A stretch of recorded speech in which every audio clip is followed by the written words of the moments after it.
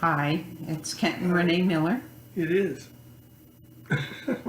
Today we're going to cover chapters 5, pages 115 and to 117.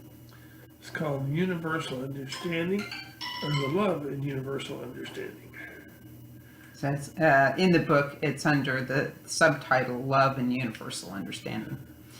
And so we're going to discuss the differences between man's version of love and the universal definition. Of understanding. It relates to understanding. The love of learning. That's right. So man's definition of love is more, we call it heart-based. It's more emotional. With that, it tends to be more conditional. So, if there's no peace that exists between a relationship, then that love falls apart. Okay. There's different types of love. There's different types of love. So that love can be the love between two partners. It can be the love between a parent and a child. And it could be the love of nature, or I absolutely love that dress. So we use love in all of those contexts. But what our spiritual guides are telling us is that is an incorrect way of using love. And so we're going to get into that. Yeah, 'cause the man uses strictly love as an emotional basis for how they feel. True universal love is understanding, the love of understanding, and the love of learning all that is. And so with that, all that is, I'm going to describe because it's a little hard to wrap your head around sometimes. So everything was created out of the original, the Big Bang, which is the extension of the creational energy.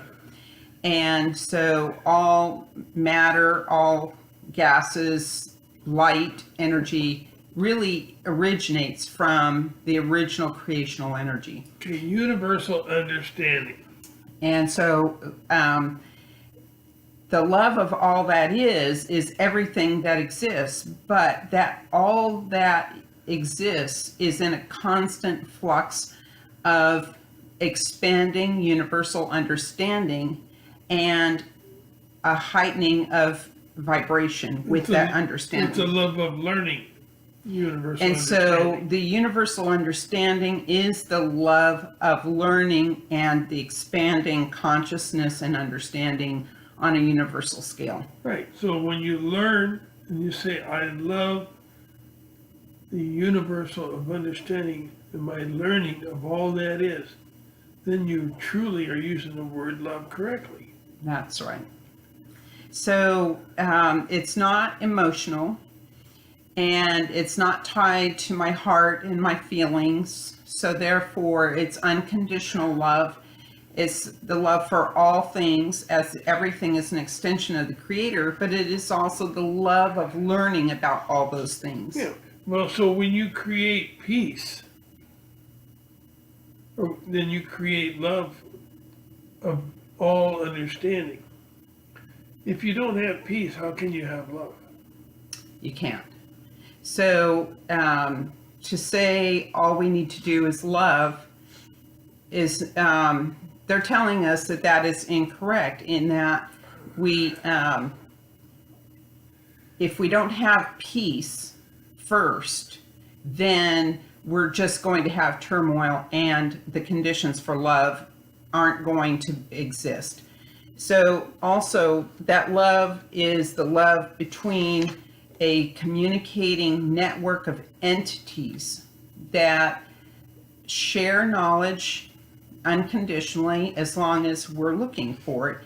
And that is the love of the learning from them. So that being a part of that network of communicating entities, universal entities, both physical and non-physical, who are trying to teach us to share understanding, to share knowledge, so that we as human beings can improve, and we can raise our own vibration through a new understanding. So that's why they say if you have universal understanding, which is the universal understanding and the love of learning of all that is, you cannot have obnoxious behavior, because when you begin to have understanding, then you begin to promote peace.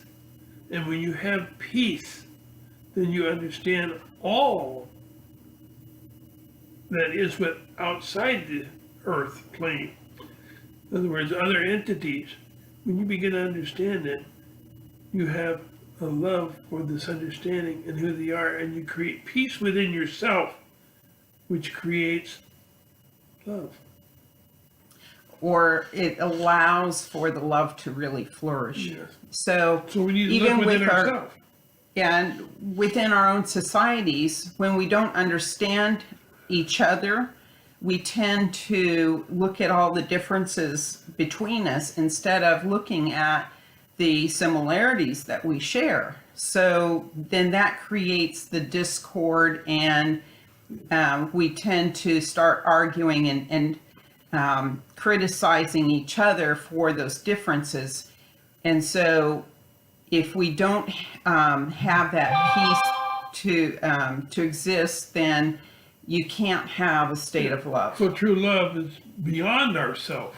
It is, And it's not how we feel, but it's beyond ourselves, to look beyond ourselves. and so we're asking you to not only look within and what your interpretation of love is, but also to look outside of yourself from a higher perspective, which is a universal view of all these connecting entities. Everything in creation is related and connected in some way. And do you share a mutual respect for all things that the Creator has made? And so that respect of each other and the spirit of cooperation amongst each other is where we need to go as a society, because we cannot have a reconnection with any other society outside of our own, outside of the earth, unless we can learn to get along with each other first. Yeah. So, true definition of love are the exceptions. With those that knew love were some masters, people like Gandhi. Gandhi did not hate the English. He did not love the English. He understood them. And he was able to gain strength through understanding and able to take back the country, which he did, from that particular country, from England.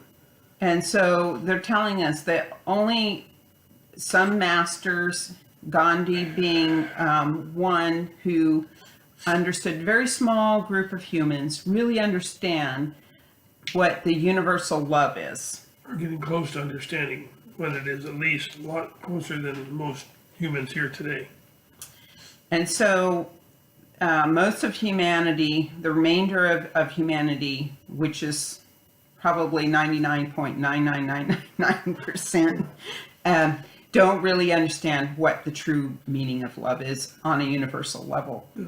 And so it is a holistic view of all beings that exist in all creation, and in its effort to fulfill the goal of an expanding universal understanding and consciousness, and raise the vibration of all things. Yeah, it's separating ourselves from desires, from our environment, from our wants, and even some of our needs. So all that has to do with it. They're telling us we really have to separate ourselves from the physical world, and to be able to really understand that. So that's one way that we can start to realize what the true meaning of love is. And then they're telling us that we only have what is within, and the only things that surround us are God's creation and our new understanding. So when we leave this world, you know, everybody's aware you can't take it with you, but the only thing that you do take with you is your newfound understanding. Yeah. And that is So- what is important. And so you hear all you have to do is love. Well, that is not. Because if you do not have peace within you, you will never experience love. So attaining peace within is the first step in being able to attain peace within your society and then globally. So whatever hangups that we have inside of us really need to be resolved before we can accept everyone else unconditionally. And so that is part of our work here today, is being able to clear the anxieties that we have within, and the hard past experiences, the judgments, biases. All of that has to be cleared before we can have true peace. Yeah, the spirit of cooperation has to come back within the human race. The spirit of somewhat unity has to return. Otherwise, the understanding of all that is, the understanding of all that we want to know, the learning will never happen as long as we separate ourselves from each other and never come together to understand each other. How are we going to understand those outside of this sphere if we don't understand ourselves? And so that includes a respect for each soul and their belief system.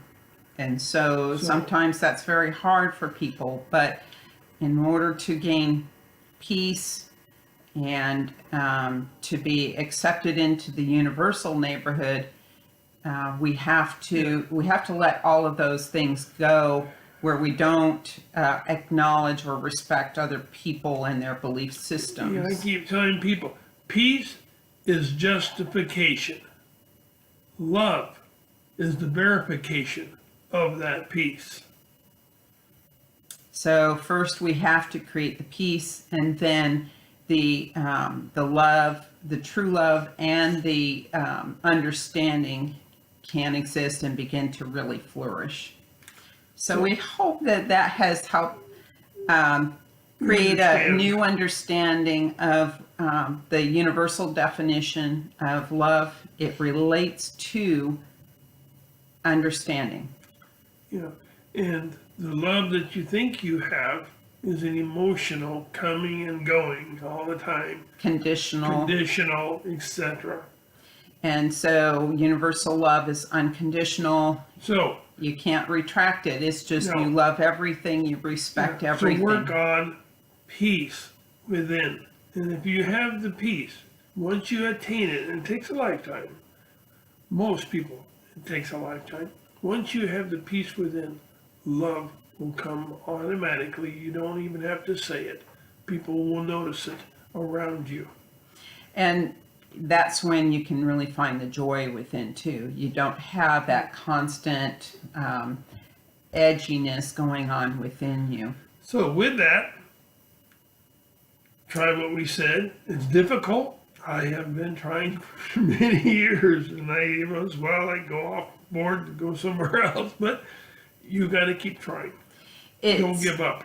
We can't change overnight. This is in steps, and we have to be conscious of it first, and then secondly, we have to be diligent in working on it to change for a longer period of time. So it's something that we have to just keep working at. And so we urge you to take a look inside of yourselves and see what your understanding of love is, where your biases are, and things that irk you about other people, and see how Put all them things aside. how They get you nowhere. how you can figure out how to resolve that so that you can have the inner peace, and then from there, it extends out into our society and further. Okay, it'll take time to work on this, but if we all start working on a little at a time, in a matter of few years, we will have a unification, whether it's politics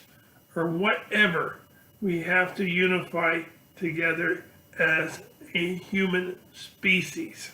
Or we won't survive. Or we won't That's survive. just the bottom line. With that, have a great week. Practice what we preach. We're still trying to practice it. Try to practice what we preach. And let us know if you've gained any ground. So we want to encourage you to visit our website. We have a blog on this subject and many other blogs. So we find that the information is quite interesting, and it comes out of the book, The Augmentation of Man, A Study in Renaissance. Our website is verdience.com, and join us on Facebook and Twitter. So we hope you've enjoyed this, and join us again. Have a great day. Take care. Peace be with you. Goodness.